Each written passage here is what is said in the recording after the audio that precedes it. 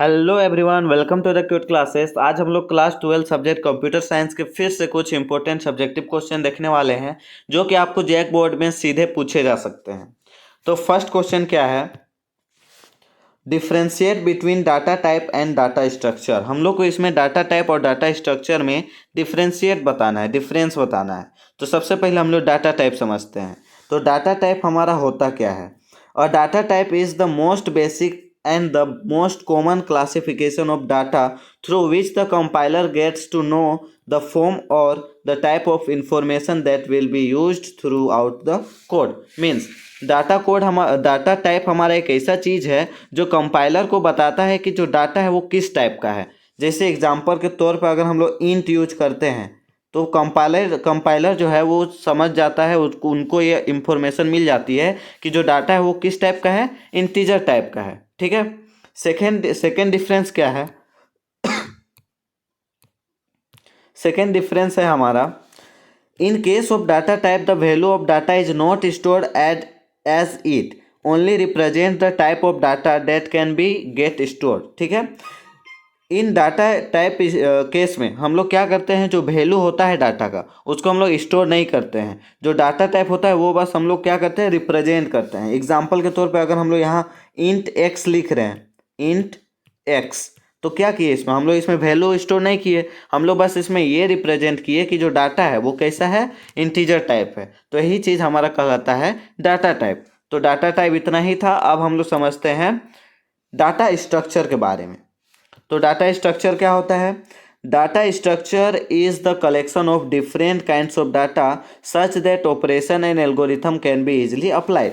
Means data structure वो होता है, क्या होता है, अलग अलग प्रकार के डाटा का कलेक्शन होता है, वही हमारा डाटा स्ट्रक्चर कहलाता है। ठीक है, ये हो गया हमारा फर्स्ट। दूसरा क्या है? Data structure holds the data along with its value that actually occupies the space in main memory of the computer. और इसमें हम लोग क्या करते हैं डाटा स्ट्रक्चर में कि जो डाटा रहता है उसका वैल्यू हम लोग क्या करते हैं, स्टोर करते हैं। ठीक है, और वो कंप्यूटर के मेमोरी में कुछ स्पेस लेता है। ठीक है। एग्जांपल के तौर पर अगर हम लोग इंट वहाँ एक्स लिए थे तो यहाँ हम लोग क्या लेंगे, वैल्यू, जैसे हम लोग ले लेंगे 2 3 ऐसे। ठीक है, तो ये हमारा कहलाता है डाटा स्ट्रक्चर। आई होप आप समझ गए होंगे डाटा टाइप और डाटा स्ट्रक्चर के बारे में। नेक्स्ट क्वेश्चन, नेक्स्ट और इम्पोर्टेंट है। ठीक है, what is meant by the term overflow and underflow. आप क्या समझते हैं ओवरफ्लो और अंडरफ्लो से? ठीक है, तो चलिए एक एक करके देखते हैं। सबसे पहले हम लोग देखते हैं अंडरफ्लो के बारे में। अंडरफ्लो होता तो होता क्या है, तो देखते हैं। When a stack is full and push operation is performed to insert a element, stack is said to be in overflow state. Means यहाँ देखिए, अगर हम लोग का जो टेबल है उसका साइज कितना है, 3 है, और इसमें जो भी एलिमेंट है वो क्या है, पूरा फुल है। और अगर हम लोग एक नया एलिमेंट इसमें क्या करना चाहे, पुश करना चाहे, तो हम लोग को बताता है stack is said to be in overflow. तो वही चीज़ हमारा कहलाता है ओवरफ्लो। ठीक है। Next question, next question means इसी क्वेश्चन का हम लोग समझते हैं अब अंडरफ्लो। आई होप आप सभी ओवरफ्लो समझ गए होंगे। आप समझते हैं अंडरफ्लो। अंडरफ्लो क्या होता है? when there is no element in stack and pop operation is called underflow। ठीक है, जैसे अगर हम लोग एक स्टैक लिए हुए हैं, ठीक है, इसका साइज कितना है, 3 साइज है, और ये पूरा क्या है, खाली है, और इसको हम लोग क्या कर रहे हैं, पॉप ऑपरेशन का मदद ले रहे हैं इसमें एलिमेंट का करने के लिए। ठीक है, एलिमेंट के लिए पॉप ऑपरेशन का अगर यूज कर रहे हैं तो वो चीज़ हमारा कहलाता है अंडरफ्लो। ठीक है, और वही जगह अगर हम लोग एलिमेंट पुश करते हैं तो जो स्टैक होता है वो हम लोग को क्या प्रिंट करता है, क्या स्टेट देता है, ओवरफ्लो का। ठीक है। नेक्स्ट, आई होप समझ गए होंगे। नेक्स्ट क्वेश्चन है हमारा, differentiate between LIFO and FIFO list. ये चीज़ आप बहुत सुने होंगे, लिफो और फिफो। तो हम लोग को बताना है लिफो और फिफो में क्या बताना है, डिफ्रेंशिएट बताना है। ठीक है, तो एक तरफ हम लोग क्या किए, एक तरफ हम लोग लिए हैं फिफो और एक तरफ लिए हैं, एक तरफ लिए लिफो, एक तरफ लिए फिफो। एक एक करके देखते हैं। फर्स्ट क्या है, LIFO means last in first out. तो हम लोग जानते हैं लिफो का मतलब होता है last in first out. Second क्या है, फिफो मीन्स हमारा होता है, FIFO means first in first out. First in first out, ठीक है, ये हो गया इसका फुल फॉर्म। नेक्स्ट दूसरा डिफरेंस क्या हो सकता है? दूसरा डिफरेंस है FIFO is an inventory valuation technique in which the last received stock of good is issue first. Means इससे आप क्या समझे, जैसे अगर कोई हमारा प्रोडक्ट है, ठीक है, और उसे हमें क्या किया गया, लास्ट में हम लोग उसको क्या करते हैं, रिसीव करते हैं। लास्ट में उसको हम लोग क्या करते हैं, रिसीव करते हैं, और उसको क्या करते हैं, फर्स्ट में हम लोग उसको सेल करते हैं, ठीक है, फर्स्ट में सेल करते हैं, सॉरी। तो क्या बोला गया वो देखिए, LIFO is an inventory valuation technique in which the last received stock of good is issue first, ठीक है। जैसे हम लोग का कोई प्रोडक्ट है उसे हम लोग क्या करते हैं, लास्ट में रिसीव करते हैं और उसको हम लोग सेल करते हैं फर्स्ट में, तो वही चीज़ हमारा कहलाता है लास्ट इन फर्स्ट आउट। अब FIFO क्या होता है, FIFO is an inventory valuation technique in which the first received stock of good issue first. और हम लोग क्या करते हैं कि FIFO मैनर में हमारा क्या होता है, एग्जाम्पल के तौर पे अगर हम लोग प्रोडक्ट को फर्स्ट में पहले ही अगर उसको हम लोग क्या करते हैं, रिसीव करते हैं, तो उसको हम लोग क्या करते हैं, फर्स्ट में ही इशू कर देते हैं, ठीक है। तो यही अंतर है LIFO और FIFO में। इसका थर्ड जो है वो क्या है, चलिए देखते हैं। Third, represent the oldest stock, ठीक है, रिप्रेजेंट द ओल्डेस्ट स्टेक। अब इसको हम लोग ओल्डेस्ट स्टेक क्यों बोलते हैं, क्योंकि जो हमारा प्रोडक्ट है उसको हम लोग लास्ट में क्या किए थे, लास्ट में रिसीव किए थे, और बेचे कब थे, सेल कब किए थे, फर्स्ट में सेल किए थे। तो जो लास्ट में उसको हम लोग रिसीव किए थे तो जरूर वो क्या होगा, ओल्ड ही होगा ना, इसलिए उसको हम लोग ओल्डेस्ट स्टेक के नाम से भी रिप्रेजेंट करते हैं, ठीक है। और इसके तरफ हम लोग क्या करते हैं, रिप्रेजेंट द लेटेस्ट स्टेक, ठीक है, लेटेस्ट मतलब न्यू, ठीक है। तो जैसे अगर हम लोग कोई प्रोडक्ट है उसको क्या कर रहे हैं, फर्स्ट में ही रिसीव कर लेता है और उसे फर्स्ट में ही सेल कर ले रहे हैं, तो क्या है, लेटेस्ट स्टेक है, लेटेस्ट स्टेक है, ठीक है। आई होप आप सभी को समझ आ गया होगा LIFO FIFO मैनर, ठीक है। चलिए नेक्स्ट क्वेश्चन देखते हैं। नेक्स्ट क्वेश्चन है डिफाइन कैंडिडेट की, डिफाइन कैंडिडेट की एंड फॉरेन की। ये आपका बहुत इंपॉर्टेंट है, ठीक है, आ सकता है।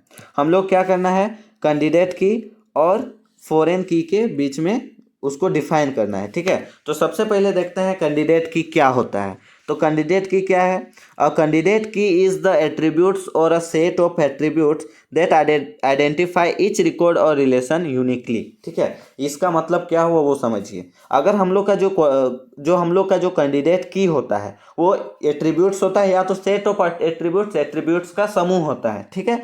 और इसका यूज हम लोग कहाँ करते हैं, इसका यूज हम लोग करते हैं अगर कोई टेबल ले लिए और उसमें से अगर हमारा दो रो सेम दिख रहा है, कोइंसिडेंस ऐसा हुआ कि दोनों रो हमारा सेम है, तो यहाँ पे हम लोग का दो केस उठता है, या तो वो दोनों क्या है, सेम व्यक्ति हो सकते हैं, या फिर जो कि धोखा से दो बार आगे हो, या फिर ये हो सकता है कि दोनों क्या हो, अलग अलग हो, ठीक है।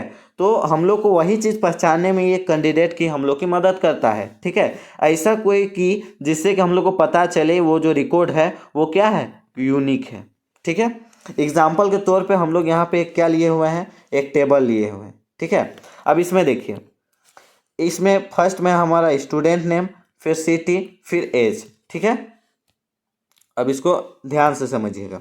फर्स्ट रो में क्या बोला गया, फर्स्ट रो में हमारा रे, हैदरा और 20, ठीक है। हम लोग का जो स्टूडेंट नेम है वो रेड्डी है, सिटी हैदराबाद है, और एज हमारा 20 है। और आप थर्ड रो में भी देखिएगा तो आपको मिलेगा कि वहाँ पे भी आपको दिख रहा है रेड्डी, सिटी में हैदराबाद और एज 20। क्या ये दोनों सेम है, ठीक है, ये वाले, ये ऊपर और नीचे वाले, ठीक है, फर्स्ट और थर्ड आपको सेम दिख रहा है, बिल्कुल दिख रहा है। तो यहाँ पे हम लोग का दो चीज़ हो सकता है, या तो ये दोनों सेम व्यक्ति होंगे, या फिर ये हो सकता है कि दोनों अलग अलग होंगे। तो ये चीज़ हम लोग को पहचानने में कि कोई अलग अलग है या फिर सेम है, तो उसके लिए हम लोग जो की यूज करते हैं वो हमारा कैंडिडेट की कहलाता है। हम लोग उसमें क्या यूज कर सकते हैं, उसमें हम लोग यूज करते हैं आधार कार्ड या तो रोल नंबर। अब आधार कार्ड होगा तो सेम व्यक्ति का तो पता चल जाएगा, सेम होगा, ठीक है, और अलग अलग होगा तो समझ जाइए कि वो अलग अलग व्यक्ति हैं। रोल नंबर भी एक व्यक्ति का एक ही होता है, अगर वो सेम रहेंगे तो क्या होगा, वो दोनों से व्यक्ति सेम हो सकते हैं। रजिस्ट्रेशन नंबर ले सकते हैं, लाइसेंस नंबर ले सकते हैं, वोटर आईडी ले सकते हैं, और फ़ोन नंबर भी ले सकते हैं। तो यहाँ जो जो चीज़ लिखा हुआ है वही हमारा कैंडिडेट की कहलाता है, जो कि क्या करता है, कोई रिकॉर्ड को यूनिक दिखाने में काम करता है, ठीक है। तो इसमें हम लोग को पहचानने के लिए कि ये जो दो रो है ये सेम हो गया है, तो क्या यह सेम व्यक्ति है या फिर अलग अलग है? इसके लिए हम लोग क्या करेंगे, रोल नंबर ले लेंगे यहाँ पे, रोल नंबर। और अगर हम लोग रोल नंबर लिख रहे हैं 1 2 3, तो अब यहाँ पे देखिए रोल नंबर जो है वो इसका 1 है और इसका 3 है, मतलब अलग अलग है। तो इससे हम लोग को पता चल जाएगा कि ये दोनों जो है वो क्या है, अलग अलग पर्सन है। ठीक है, समझ आ गया होगा कैंडिडेट की। नेक्स्ट अब समझते हैं फॉरेन की। हम लोग समझ लिए क्या, कैंडिडेट की। अब समझते हैं हम लोग फॉरेन की। फॉरेन की होता तो होता क्या है, ये भी इंपॉर्टेंट है। ठीक है, तो लिखेंगे इट इज एन एट्रीब्यूट्स और set of attributes that reference the primary की ऑफ सेम टेबल और अनदर टेबल। ठीक है, क्या बोला गया, फॉरेन की भी जो होता है वो हमारा एट्रीब्यूट्स होता है, या तो सेट ऑफ एट्रीब्यूट्स, एट्रीब्यूट्स का समूह होता है, जो कि क्या करता है, प्राइमरी की से हमारा रिफरेंस लेता है, या तो अपने सेम टेबल से लेगा या फिर दूसरे टेबल से लेगा। ठीक है, प्राइमरी की क्या होता है, प्राइमरी की वो होता है जिसमें या तो हमारा एक एट्रीब्यूट्स हो सकता है या तो एक से अधिक एट्रीब्यूट्स हो सकता है। ठीक है, बट उसमें प्राइमरी की जो है उसमें क्या हो, नल नहीं हो सकता है। ठीक है, इसलिए जो फॉरेन की होता है वो रेफरेंस किससे लेता है, प्राइमरी की से लेता है। इसको समझने के लिए, अच्छा समझने के लिए हम लोग किसका यूज करते हैं, टेबल का यूज करते हैं। ठीक है, चलिए देखते हैं। तो यहाँ फिर से हम लोग क्या किए हैं, दो टेबल ले लिए हैं। फर्स्ट टेबल का क्या नाम है, स्टूडेंट टेबल, और सेकेंड टेबल का क्या नाम है, कोर्स टेबल। ठीक है, अब यहाँ देखिए स्टूडेंट टेबल में हम लोग क्या लिए हुए हैं, फर्स्ट लिए हुए हैं रोल नंबर, सेकेंड में है नेम, फिर एड्रेस, फिर रोल नंबर हम लोग लिख दिए 1 2 3, नेम लिख दिए हैं ABC, और एड्रेस लिख दिए हैं दिल्ली मुंबई चेन्नई। और इधर हम लोग कोर्स टेबल लिख दिए हैं। फर्स्ट में क्या है, कोर्स ID, कोर्स नेम और रोल नंबर, फिर C1 course ID C1 C2, course name DBMS networks और रोल नंबर 1 2। अब समझिए इसमें फॉरेन की और प्राइमरी की क्या है। ठीक है, सबसे पहले देखिए ये जो स्टूडेंट टेबल है, कोर्स टेबल क्या है, एक दूसरे में रिलेटेड है। ठीक है, तो हम लोग क्या करेंगे कि जो स्टूडेंट टेबल है और कोर्स टेबल को हम लोग जोड़ने के लिए एक की यूज करते हैं, जो कि दोनों में क्या हो, सिमिलर हो, कॉमन हो। ठीक है, जिससे कि हम लोग पता चले कि हाँ ये कोर्स है वो वहाँ के व्यक्ति का A का ही है या फिर B का ही है। ठीक है, तो इसलिए यहाँ पे हम लोग एक प्राइमरी की यूज किए थे रोल नंबर का। ठीक है, जिसको हम लोग नल नहीं छोड़ सकते हैं। ठीक है, नल उसको हम लोग क्या नहीं कर सकते हैं, नहीं छोड़ सकते हैं। ठीक है, तो हम लोग क्या करते हैं, यहाँ पे एक रोल नंबर जैसे कॉमन ले लिए, इसमें भी रोल नंबर कॉमन है, इसमें भी रोल नंबर कॉमन है, तो ये हमारा कहलाता है फॉरेन की, फॉरेन की। ठीक है, जो कि किससे रेफरेंस लिया हुआ है, रेफरेंस आपका लिया हुआ है रोल नंबर से। ठीक है, समझ आ गया होगा। आपका ये भी हो सकता है कि अगर हम लोग यहाँ 5 ले ले तो क्या यह सही है, रोल नंबर 5 ले ले तो क्या यह सही है, ये गलत है। ठीक है, क्योंकि हमारा जो स्टूडेंट टेबल है उसमें भी पहले रोल नंबर 5 होना चाहिए, तब आपको कोर्स टेबल में आप वो 5 पुट कर सकते हैं, तब जाके आप इसको क्या कर सकते हैं, एक दूसरे को रिलेट कर सकते हैं। ठीक है, आई होप समझ गए होंगे कैंडिडेट की और फॉरेन की में। नेक्स्ट क्वेश्चन, नेक्स्ट है हमारा what is meant by functional dependency, give example of functional dependency. ठीक है, हम लोग को इसमें बताना है कि जो फंक्शनल डिपेंडेंसी होता है, फंक्शनल डिपेंडेंसी वो क्या होता है। तो चलिए देखते हैं फंक्शनल डिपेंडेंसी। तो functional dependency is a method which describe the relationship between the attributes. ठीक है, तो जो हमारा फंक्शनल डिपेंडेंसी होता है वो एक ऐसा मेथड है जो relationship between the attributes, attributes के बीच में क्या बताता है, रिलेशनशिप क्या करता है, डिस्क्राइब करता है। ठीक है, जैसे एग्जांपल के तौर पे अगर हम लिख रहे हैं x attributes, x attributes, x attributes क्या कर रहा है, डिस्क्राइब कर रहा है वाई को। ठीक है, तो क्या हो सकता है वो देखिए, जैसे अगर हम लोग x जो है वो किसको डिस्क्राइब कर रहा है, बोल रहे हैं y को, एग्जाम्पल के तौर पे समझा रहे हैं। ठीक है, अब हमारा यहाँ पे दिया हुआ है, अगर मान लीजिए y is equal to x square plus 5, क्या दिया हुआ है, y is equal to x square plus 5x, तब क्या होगा, जो y का वैल्यू है, ठीक है, जो y का वैल्यू है वो किस पे डिपेंड करेगा, इस x के वैल्यू पे डिपेंड करेगा। ठीक है, अगर हम लोग यहाँ पे x का वैल्यू 5 ले लेते हैं तो हम लोग का y का वैल्यू क्या करेगा, x के वैल्यू पे डिपेंड करेगा और y का वैल्यू भी निकल जाएगा। तो यहाँ पे निकाला हुआ है, देखिए यहाँ लिखा हुआ x जो है, x जो एट्रीब्यूट्स है वो हमारा डिटर्मिनेंट है और y जो है वो डिपेंडेंट है। ठीक है, किस पे डिपेंडेंट है, x पे डिपेंडेंट है। क्या दिया हुआ है, मान लीजिए यहाँ पे दिया हुआ है a y is equal to x square plus 5x, तो हम लोग यहाँ लिखेंगे it is dependent on the value of x। ये क्या है, x के वैल्यू पे डिपेंड है। अगर हम लोग x का वैल्यू यहाँ पे 5 लेते हैं तो लिखेंगे y इज इक्वल टू 5 का स्क्वायर प्लस 5 इंटू 5। तो y का वैल्यू अगर हम लोग यहाँ 60 ले लेते हैं तो दिस इज नॉट ट्रू। ठीक है, y का वैल्यू हम लोग को क्या लेना पड़ेगा, 50 ही लेना पड़ेगा। ठीक है, ये आपका ट्रू कहलाएगा। तो अगर आप टेबल बनाए हैं और एक साइड क्या किए हैं, x लिखे और एक साइड y लिखे, और इधर अगर आप 5 पुट कर रहे हैं तो ये रिलेशनशिप में अगर आप जाइएगा तो आपका y का वैल्यू क्या मिलेगा, 50 मिलेगा। तो यही चीज़ आपका क्या कहलाता है, फंक्शनल डिपेंडेंसी, जो कि क्या हो, एक दूसरा एट्रीब्यूट्स पहला एट्रीब्यूट्स पे क्या हो, डिपेंडेंट हो। ठीक है, आई थिंक आपको समझ आ गया होगा फंक्शनल डिपेंडेंसी। नेक्स्ट है हमारा differentiate between DDL and DML। हम लोग को अभी डिफ्रेंशिएट करना है DDL और DML के बीच में। तो चलिए एक एक करके देखते हैं। एक साइड हम लोग ने क्या किया, DDL लिया, और एक साइड हम लोग ने क्या किया, DML लिया। अब हम लोग एक एक पॉइंट देखते हैं दोनों का। ठीक है, DDL means data definition language. सबसे पहला बात तो DDL जो है उसका फुल फॉर्म क्या होता है, डाटा डेफिनेशन लैंग्वेज। ये आपको ऑब्जेक्टिव क्वेश्चन में भी पूछा जा सकता है। ठीक है, ये हो गया DDL का फर्स्ट पॉइंट। DML का फर्स्ट पॉइंट क्या है, DML means data manipulation language. DML जो होता है वो कैसा है, डाटा मैनिपुलेशन लैंग्वेज है, इसका फुल फॉर्म। ठीक है, सेकेंड क्या है, सेकेंड है हमारा DDL कमांड्स क्रिएट, अल्टर और ड्रॉप। DDL कमांड्स जो है वो हमारा पहला है क्रिएट, दूसरा है अल्टर और तीसरा है ड्रॉप। ठीक है, ये हमारे DDL कमांड्स के अंदर आता है। और DML कमांड्स क्या है, DML कमांड्स इंसर्ट, डिलीट और अपडेट। ठीक है, DML कमांड्स जो होता है वो हमारा इंसर्ट होता है, फर्स्ट है इंसर्ट, सेकेंड है आपका डिलीट और थर्ड है आपका अपडेट। ठीक है, आई होप आपको यहाँ तक समझ आ गया होगा। ठीक है, अब हम लोग ये DDL और DML का क्या करते हैं, थर्ड पॉइंट में जाते हैं। ठीक है, तीसरा पॉइंट में। तो चलिए देखते हैं। तो थर्ड पॉइंट क्या है, it is use to create, update, delete, modify database structure but not data. ठीक है, इसको समझने के लिए थोड़ा सा स्पेस चाहिए, इसको ऊपर कर लेते हैं। ठीक है, तो चलिए देखते हैं।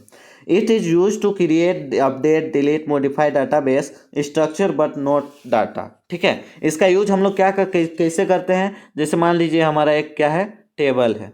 ठीक है, इसमें हम क्या किए हुए हैं, डाटा स्ट्रक्चर बनाए हुए हैं। इसमें मान लीजिए स्टूडेंट नेम है, इसमें मान लीजिए कोर्स नेम है, इसमें मान लीजिए एड्रेस है। तो अगर हम लोग किसका यूज करें, क्रिएट, अपडेट और डिलीट का यूज करें, तो हम लोग इस डाटा स्ट्रक्चर को हम लोग क्या कर सकते हैं, मॉडिफाई कर सकते हैं। ठीक है, इस डाटा स्ट्रक्चर को, ये जो डाटा स्ट्रक्चर दिख रहा है उसको आप मॉडिफाई कर सकते हैं। ठीक है, ना कि इसमें जो डाटा दिया हुआ है, जैसे हम मान लीजिए है फर्स्ट में रमजू, सेकेंड में है राम, या फिर जो भी दिया हुआ है। ठीक है, उसको हम लोग क्या कर सकते हैं, मॉडिफाई नहीं कर सकते हैं। किसका यूज करके, हम लोग DDL का यूज करके उसको हम लोग मॉडिफाई नहीं कर सकते हैं। ठीक है, हम लोग किसको मॉडिफाई कर सकते हैं, वो जो डाटा स्ट्रक्चर हमारा बना हुआ था उसको हम लोग मॉडिफाई कर सकते हैं। ठीक है, और DML के लास्ट थर्ड में क्या है, it is use to create, update, delete, modify data but not database structure. जैसे हम लोग बनाए थे टेबल, इसमें हम लोग क्या किए थे, डाटाबेस स्ट्रक्चर बनाए हुए थे। यहाँ स्टूडेंट टेबल, स्टूडेंट नेम, यहाँ हम लोग एड्रेस ले लेते हैं, यहाँ हम लोग मोबाइल नंबर ले लेते हैं, और यहाँ लिख देते हैं राम, एड्रेस अब उनका ले लेते हैं हंसलता, और मोबाइल नंबर कुछ भी ले लेते हैं। ठीक है, तो हम लोग क्या करते हैं कि जो भी DML कमांड्स है उसका यूज करके हम लोग ये जो पूरा डाटाबेस स्ट्रक्चर दिख रहा है इसको चेंज नहीं कर सकते। किसको चेंज कर सकते हैं, इसके अंदर जो है आपका डाटा उसको चेंज करते हैं। राम के जगह हम क्या कर सकते हैं, सीता भी कर सकते हैं, और उसका हम लोग एड्रेस दे के और मोबाइल नंबर चेंज कर सकते हैं। तो इसको चेंज करने के लिए हम लोग किसका यूज करते हैं, हम लोग यूज करते हैं DML कमांड्स का। आई होप आपको DDL और DML में समझ आ गया होगा। ठीक है, next question, prove that x into x plus y is equal to x by algebraic method. इसको हम लोग को प्रूव करना है कैसे होता है। ठीक है, तो सबसे पहले तो आपको जानना पड़ेगा कि एक हमारा होता है x plus x y is equal to x के बराबर होता है। ठीक है, ये चीज़ आपको जानना पड़ेगा, याद रखना पड़ेगा। ठीक है, बुलियन एक्सप्रेशन में ये आपका प्रॉपर्टीज है। ठीक है, तो x plus x y is equal to x होता है। ठीक, अगर हम लोग यहाँ जो दिया हुआ है इसको इस फॉर्म में ले लाए तो ये तो ऑटोमेटिक प्रूफ हो जाएगा। ठीक है, लेकिन यहाँ पे देखिए x plus x y is equal to x कैसे होता है। x प्लस एक्स वाई है x प्लस एक्स वाई, इसमें कॉमन क्या है, एक्स कॉमन है, अंदर क्या बचेगा 1 प्लस वाई, ठीक है, 1 प्लस वाई बचा।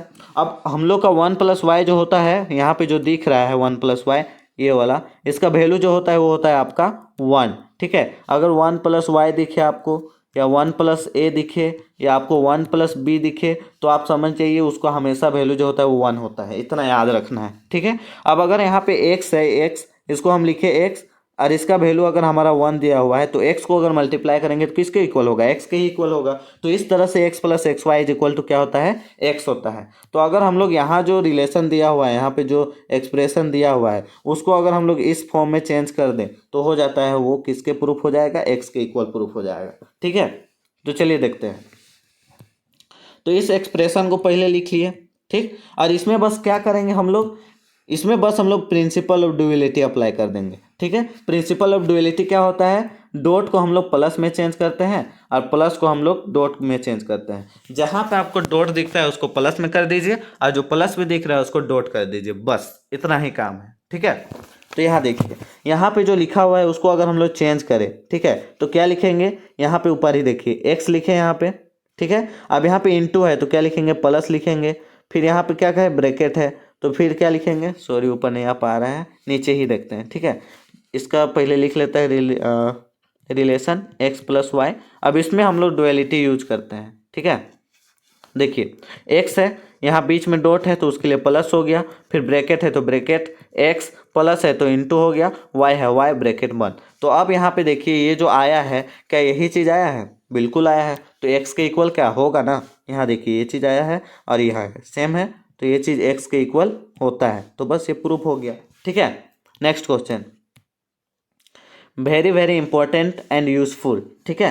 Prove the following properties of Boolean algebra. हम लोग को बुलियन अलजेब्रा यहाँ पे कुछ एक्सप्रेशन दिया हुआ है, उसको हम लोग क्या करना है, प्रूव करना है। सबसे पहले तो यहाँ पे जो आपको इम्पोर्टेंट दिख रहा है, यहाँ पे इसको आपको याद रखना पड़ेगा। 1 प्लस ए 1 होता है, 1 प्लस बी 1 होता है, 1 प्लस सी 1 होता है, और ए इंटू ए एक होता है, ठीक है। ये बुलियन अलजेब्रा का प्रॉपर्टीज है। तो फर्स्ट आपको क्या बोलता है, आप इसको प्रूव करके बताइए। A plus A B is equal to A होता है, कोई दिक्कत नहीं है। हम लोग ये दोनों में से क्या करेंगे, ए कॉमन करेंगे। अगर ए कॉमन करते हैं तो अंदर क्या बचता है, ए 1 प्लस बी बचता है इक्वल टू ए। अब ए है तो ए 1 प्लस बी किसके इक्वल होता है, 1 के इक्वल होता है, तो into A into 1 is equal to A, तो क्या हो गया, A is equal to A हो गया, प्रूफ हो गया।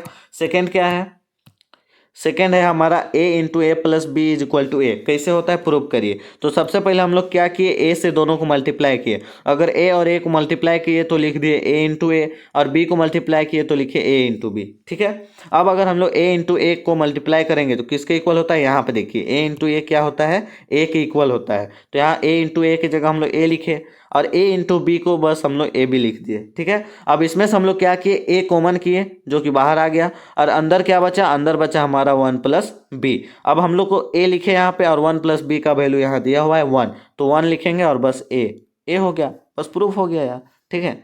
आगे देखिए third number, A plus A का bar B is equal to A plus B. इसको हम लोग को क्या करना है, प्रूफ करना है। तो सबसे पहले एक प्रॉपर्टीज होता है उसको याद रखना है। अगर ए प्लस बी सी के फॉर्म में रहे तो आपका ये फॉर्मूला होता है, जैसे मान लीजिए मैथ आप पढ़ते हैं तो मैथ में ए प्लस बी का होल स्क्वायर होता है ना, formula A square plus B square plus 2ab। उसी तरह हमारा ये वाला फॉर्मूला होता है, अगर ए प्लस बी सी के फॉर्म में रहे, ए प्लस बी सी के फॉर्म में रहे तो इसका होता है आपका ए प्लस बी, एक बार ए के बी के साथ पेयर बनाते हैं और एक बार सी के साथ पेयर बनाते हैं। ये प्रॉपर्टी आपको याद रखना पड़ेगा, ठीक है। अब यहाँ देखिए ए तो हमारा ए ही हो गया, ए का बार हम लोग का क्या होगा, बी मान लीजिए, अब बी को सी मान लीजिए, मतलब ए प्लस बी सी के फॉर्म में है ना, बिल्कुल है। और इसमें से और एक चीज़ याद रखना है, ए प्लस ए का बार जो होता है बुलियन अलजेब्रा में, ए प्लस ए का बार किसके इक्वल होता है,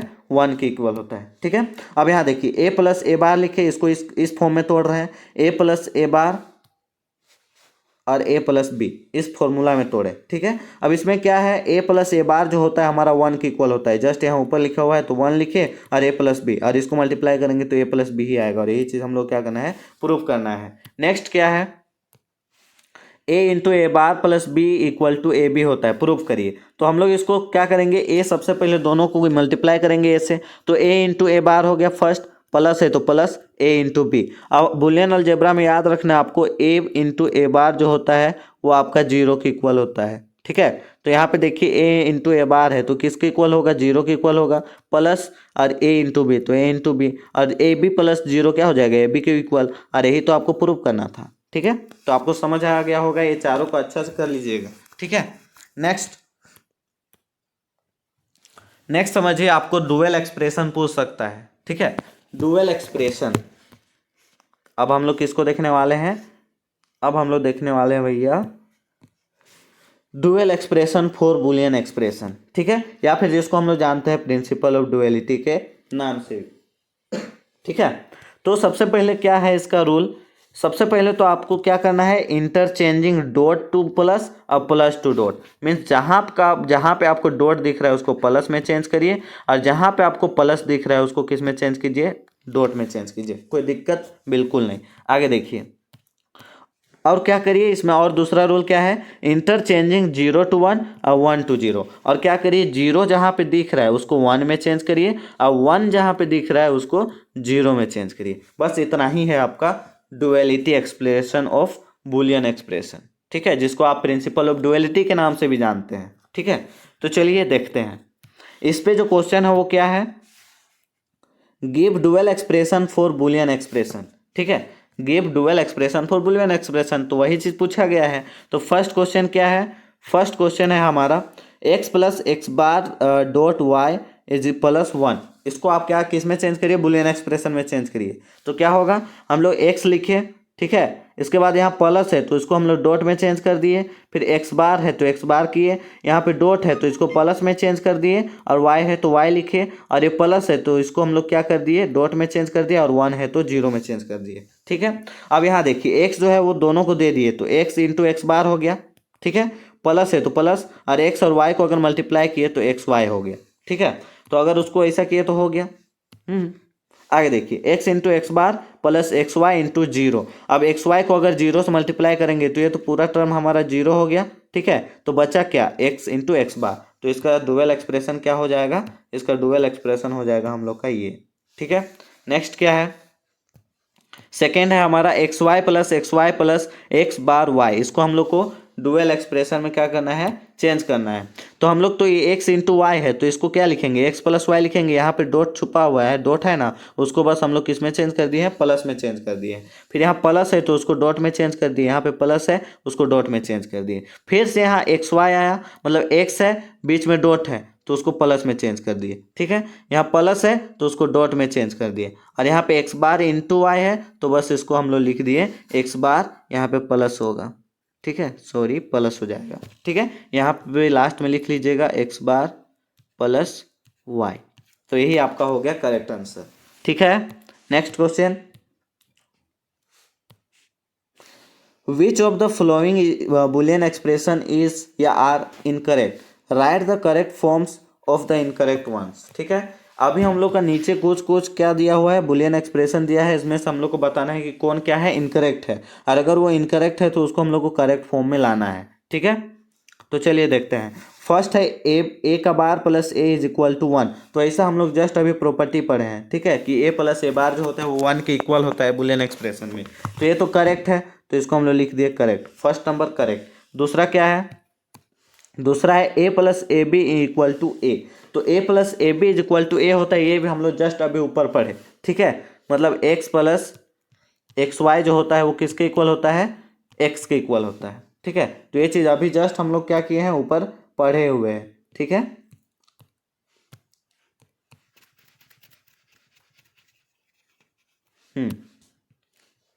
तो जस्ट अभी ऊपर हम लोग ये सब पढ़े हुए हैं, तो ये हमारा करेक्ट है, तो इसको भी हम लोग को चेंज करने की ज़रूरत नहीं है, तो दूसरा नंबर भी करेक्ट हो गया। तीसरा क्या है, तीसरा है हमारा A into A plus B is equal to A, तो देखिए यहाँ पे हम लोग का मिस्टेक हो गया, A into A plus B is equal to A बोल रहा है, ऐसा थोड़ी होता है हम लोग का, तो ये दूसरा नंबर में जो दिख रहा है वैसा ना होता है, तो इसको अगर हम लोग को चेंज करना है, A into A plus B is equal to A होता है, उसको अगर हम लोग को चेंज करना है तो बस आप इसमें हम लोग क्या कर देते हैं, प्रिंसिपल ऑफ डुअलिटी लागू कर देते हैं, मतलब जहाँ पे डॉट दिख रहा है वो क्या हो जाता है, प्लस हो जाता है, यहाँ पे प्लस हो गया, और यहाँ जहाँ पे प्लस दिख रहा है वो क्या हो जाता है, डॉट हो जाता है, ठीक है। तो जहाँ पे प्लस दिख रहा है उसको क्या कर दीजिए, डॉट कर दीजिए और जहाँ पे डॉट दिख रहा है उसको प्लस कर दीजिए। तो आपको क्या यहाँ पे जो आया वो इसी फॉर्म में दिख रहा है जैसा कि आपको दूसरा नंबर में दिख रहा है, दूसरा नंबर में जैसा दिख रहा है। ठीक है, तो बस ये भी आपका करेक्ट हो जाएगा। ठीक है, कोई दिक्कत बिल्कुल नहीं। आगे देखिए, 4 में क्या है, a इंटू ए का बार इज इक्वल टू 1। अब अभी हम लोग जस्ट पढ़े थे a इंटू ए का बार जो होता है वो 0 के इक्वल होता है, लेकिन ये बोल रहा है a इंटू ए का बार जो होता है वो 1 के इक्वल होना चाहिए। कैसे होना चाहिए, मान लीजिए अगर यहाँ पे हम लोग क्या कर दे, प्रिंसिपल ऑफ डुअलिटी लागू कर दे, तो डॉट है वो क्या हो जाएगा, प्लस हो जाएगा। अब प्लस होगा तो किस फॉर्म में आएगा, वो हमारा इस फॉर्म में आएगा, a प्लस ए का बार इज इक्वल टू 1। ये चीज़ हमारा क्या हो जाएगा, करेक्ट हो जाएगा। तो ऐसा हम लोग कर देंगे, अप्लाई कर देंगे, तो हमारा करेक्ट आंसर ऐसा बन जाएगा। ठीक है, आई होप आप सभी को समझ आ गया होगा। ठीक है, तो नेक्स्ट क्वेश्चन आगे हम लोग बढ़ते हैं। वीडियो थोड़ा लॉन्ग हो सकता है, बट जितने भी ऑब्जेक्ट आपको क्वेश्चन दिख रहे हैं वो बहुत ही इंपॉर्टेंट है और अच्छा से एक्सप्लेनेशन किया जा रहा है, इसलिए आपका वीडियो जो है वो लॉन्ग होगा। ठीक है, आगे देखिए, नेक्स्ट क्वेश्चन भी आपका इंपॉर्टेंट है। What is the purpose of using modem. Modem जो होता है उसका क्या पर्पस होता है, क्या काम होता है, वो हम लोग के लिए क्या करता है। ठीक है, तो देखते हैं। Modem stands for modulator and D modulator. Modem का मतलब क्या होता है, मॉड्यूलेटर और डी मॉड्यूलेटर। एम ओ का मोडेम में जो एम ओ दिख रहा है उसका मतलब होता है मॉड्यूलेटर, और डी डी ई एम जो दिख रहा है वो आपका होता है डी मॉड्यूलेटर। ठीक है, it is a network device that is placed between the computer system और टेलीफोन लाइन। और ये आपका नेटवर्क डिवाइस है जो क्या होता है, कंप्यूटर सिस्टम के बीच में हम लोग उसको प्लेस करते हैं, या नंबर लाइन के बीच में उसको क्या किया जाता है, प्लेस किया जाता है। ठीक है, इसका वर्किंग देखते हैं कि ये हम लोग के लिए क्या करता है। It has two parts, modulator and D modulator. ठीक है, इसको अभी हम लोग जस्ट पढ़े कि मोडेम जो होता है उसका दो पार्ट होता है, एक मॉड्यूलेटर होता है और एक डी मॉड्यूलेटर होता है। ठीक है, और क्या करता है, जो मॉड्यूलेटर होता है वो convert digital signal to analog signal. जो मॉड्यूलेटर होता है वो क्या करता है, डिजिटल सिग्नल को एनालॉग सिग्नल में चेंज करता है, whereas demodulator convert analog to digital signal. ठीक है, और बस इसमें इतना ही समझना है कि मॉड्यूलेटर जो होता है वो हम लोग का काम करता है डिजिटल सिग्नल को एनालॉग सिग्नल में चेंज करने का, और जो डी मॉड्यूलेटर होता है वो हम लोग को चेंज करता है एनालॉग सिग्नल को डिजिटल सिग्नल में चेंज करने का। ठीक है, अब इसका ये हम लोग को किस में हेल्प करता है, ये हेल्प करता है, it helps computer to connect internet. हम लोग को सिस्टम में जो होता है इंटरनेट कनेक्ट, उसको कनेक्ट करने में हेल्प करता है। ठीक है, तो चलिए इसको फिगर के माध्यम से समझते हैं। ठीक है, यहाँ पे फिगर बनाया हुआ है। तो सबसे पहले तो आपको देखने को ये मिल रहा है कि हमारा फर्स्ट में ये क्या है, एक सिस्टम है, और दूसरा में भी क्या है, दूसरा सिस्टम है। ठीक है, अब यहाँ पे देखिए हम लोग क्या किए, जो सिग्नल होता है वो डिजिटल सिग्नल हम लोग यहाँ से अप्लाई किए। ठीक है, और सेंडर के द्वारा डिजिटल सिग्नल भेजा जा रहा है। ठीक है, अब यहाँ पे डिजिटल सिग्नल भेज रहे हैं तो कुछ इस प्रकार का आपको यहाँ पे दिखाई दे रहा होगा, तो यही चीज़ आपका कहलाता है डिजिटल सिग्नल। और इसी के जस्ट आप देखिएगा कि टू सिस्टम है, उसके बीच में क्या प्लेस किया हुआ है, एक आपका मॉड्यूलेटर प्लेस किया हुआ है और एक आपका डी मॉड्यूलेटर प्लेस किया हुआ है। ठीक है, अब मॉड्यूलेटर जो है वो डिजिटल सिग्नल को किस में चेंज कर देता है, एनालॉग सिग्नल में चेंज कर देता है, जो कि इस प्रकार का होता है। ठीक है, उसके बाद ये क्या करता है, ये मिलता है डी मॉड्यूलर के साथ, और डी मॉड्यूलेटर क्या करता है, फिर से जो एनालॉग सिग्नल है उसको किस में चेंज कर देता है, डिजिटल सिग्नल में चेंज कर देता है। ठीक है, फिर आपको जो सेकेंड जो सिस्टम होता है जिसको हम लोग रिसीवर के नाम से जानते हैं, वो क्या करता है, उस सिग्नल को क्या कर लेता है, एब्जॉर्ब कर लेता है। ठीक है, तो यही काम है हमारा मोडेम का, मोडेम के पार्ट मॉड्यूलेटर और डी मॉड्यूलेटर का। ठीक है, समझ आ गया होगा। Next question, what is difference between LAN and वेन। लेन और वेन जो है हमारा उसके बीच में क्या डिफरेंस है, ये भी हमारा नेटवर्क है। ठीक है, तो नेटवर्क है लेन और वेन, और एक हमारा मेन होता है, बट फेमस क्वेश्चन बनता है आपका लेन और वेन से। तो लेन और वेन जो नेटवर्क है उसके बीच में क्या डिफरेंसेस है। ठीक है, तो चलिए देखते हैं। फर्स्ट डिफरेंस क्या है, व्हाट इज, सबसे पहले क्वेश्चन को मार्क करते हैं, what is the difference between LAN and when. तो फर्स्ट देखते हैं, देखिए फर्स्ट में हम लोग ले लिए हैं लेन को, सेकेंड में ले लिया है वेन को। चलिए एक एक करके देखते हैं। ठीक, फर्स्ट पॉइंट क्या है, LAN stands for local area loop. LAN का मतलब क्या होता है, लोकल एरिया लूप। ठीक है, और इस वेन मतलब क्या होता है, लोकल एरिया नेटवर्क होता है लेन का मतलब, और वेन का मतलब क्या होता है, वेन स्टैंड्स फॉर, सॉरी अरे यार, देखते हैं। LAN stands for wide area network, ठीक है। और WAN जो होता है उसका फुल फॉर्म क्या होता है, वाइड एरिया नेटवर्क। ये चीज़ आपको क्या कर सकता है, ऑब्जेक्टिव में भी पूछ सकता है, ठीक है। सेकंड क्या है इसका difference, it is used for building, ठीक है। जैसे लाइक ऑफिस, इसको हम लोग किस में यूज करते हैं, बिल्डिंग में, जैसे स्कूल हो गया, ऑफिस हो गया, या फिर अपने घर में कर सकते हैं, ठीक है। बट WAN का यूज कहाँ करते हैं, it is use for countries. Countries मतलब एक देश, पूरे देश के लिए लगाया जाता है नेटवर्क, वो चीज़ हमारा यूज होता है WAN में, ठीक है। नेक्स्ट थर्ड क्या है, transmission speed of data is high. Transmission speed of data is high क्यों होता है, क्योंकि जो LAN होता है उसका एरिया क्या होता है, कुछ कम होता है, ठीक है। WAN कुछ नहीं, बहुत ही कम होता है। जैसे अगर हम कोई ऑफिस में ले लिए, एक रूम ले लिए, उतना ही उसका एरिया है, तो उसका जो ट्रांसमिशन जो स्पीड होगा बिल्कुल हाई होगा। बट WAN का क्या होता है, transmission speed of data is low. क्यों, क्योंकि पूरा अगर हम लोग कंट्री का देखें तो उतना बड़ा आपका एरिया बनेगा, और उसमें आपको क्या करना है, ट्रांसमिशन स्पीड क्या हो जाएगा, लो हो जाएगा। क्योंकि उतना बड़ा में अगर ट्रांसमिशन होगा तो बिल्कुल कॉमन सेंस वाली बात है कि उसका जो नेटवर्क का स्पीड है वो क्या होगा, लो होगा। नेक्स्ट फोर्थ में क्या है, फोर्थ है हमारा LAN network range 0 to 150 meter. और LAN नेटवर्क का जो रेंज होता है वो आपका 0 से लेके 150 तक के रेंज में होता है, ठीक है। हाँ, तो आप लोग आप यहाँ देखिए, WAN तरफ, ठीक है। तो WAN का जो रेंज होता है वो आपका नॉट फिक्स होता है, ठीक है। वो आपका फिक्स नहीं होता है उसका एरिया कितना होगा, क्योंकि आपको पूरा कंट्री के लिए वो लगता है, ठीक है। फाइव क्या है, इजी टू मेंटेन। इसको मेंटेन करना इजी है, क्योंकि ये जो है वो छोटा एरिया में लगा हुआ रहता है, ठीक है। बट WAN जो है also difficult to maintain than MAN as well as LAN, ठीक है। और WAN को भी हम लोग को क्या करता है, मेन की भांति डिफिकल्ट होता है उसको भी क्या करना, मेंटेन करना, क्योंकि उतना बड़ा एरिया में लगा हुआ रहता है, ठीक है। आगे देखिए, LAN network error rate setup cost is low. अगर मान लीजिए LAN नेटवर्क में कोई एरर आ गया और उसको अगर हम लोग को ठीक करना है या कराना है, तो उसका जो कॉस्ट आता है वो हमारा क्या होता है, लो होता है। But when network error rate and setup cost is very है। और बट जब WAN नेटवर्क में इशू आ जाता है, पूरा कंट्री के लिए इशू आ जाता है, तो क्या हो जाता है, उसका जो सेटअप कॉस्ट होता है वो क्या हो जाता है, वेरी हाई हो जाता है, बहुत ज़्यादा खर्च हो जाता है, ठीक है। तो यही इनमें अंतर था। नेक्स्ट क्वेश्चन और लास्ट क्वेश्चन,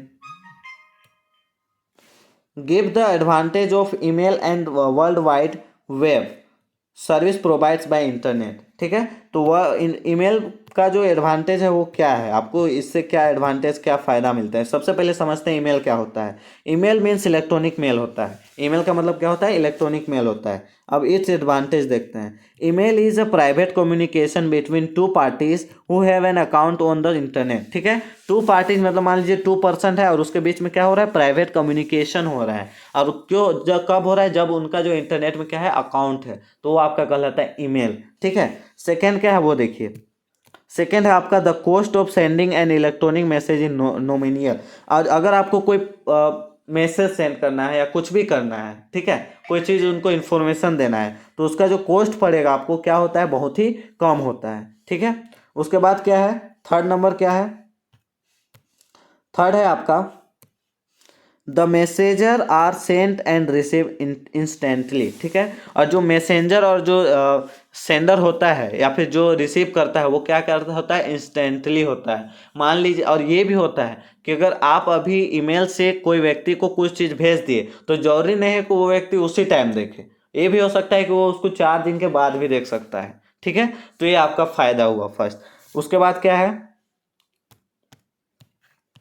फोर्थ क्या है वो देखिए, we can attach picture video sound to our email and send to anyone. अब हम लोग क्या कर सकते हैं, ईमेल में हम लोग पिक्चर भी अटैच कर सकते हैं, वीडियो भी अटैच करते हैं, साउंड भी और मैसेज भी ईमेल के साथ, ठीक है। और उसको हम लोग किसी के साथ भी शेयर कर सकते हैं, तो ये भी एक फ़ायदा हुआ। फिफ्थ क्या है, फिफ्थ है हमारा we can read, print, forward, reply and delete the received message. और वो चीज़ अगर हम लोग को मिल गया तो उसको क्या क्या कर सकते हैं, उसको हम लोग रीड भी कर सकते हैं, ठीक है। उसको हम लोग प्रिंट भी कर सकते हैं, उसको हम लोग फॉरवर्ड भी कर सकते हैं, भेज भी सकते हैं किसी को, उसको हम लोग रिप्लाई भी दे सकते हैं और डिलीट भी कर सकते हैं, ये आप पे डिपेंड करेगा। तो ये चीज़ आपका फ़ायदा हुआ, ठीक है। तो आज के लिए इतना ही रखते हैं द इंड, ठीक है।